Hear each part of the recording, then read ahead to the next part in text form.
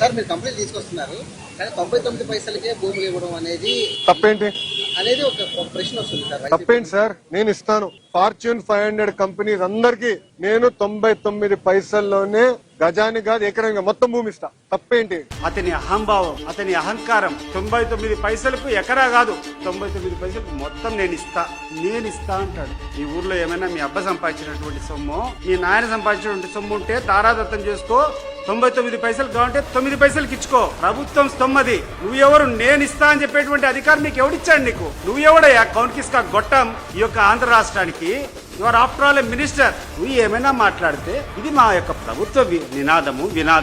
నేను ఈ ప్రభుత్వం పాలసీ మా ప్రభుత్వం ఇచ్చిందని చెప్పుకో. అంతేగాని నీకు ఎవడిచ్చినటువంటి అహంకారము, నేను ఇస్తా అని చెప్పేటువంటి అహంకారం ఏంది? ఏమనుకుంటున్నావు నీ గురించి నాకు అర్థం కావడంలా. ఏది నీ అహంకారం? నేను ఇస్తా. ఎవరి నాయన సొమ్ము నీకు ఇచ్చేదానికి? మీ నాయన సొమ్మ, మీ జేజి నాయన సంపాదించినటువంటి సొమ్మ.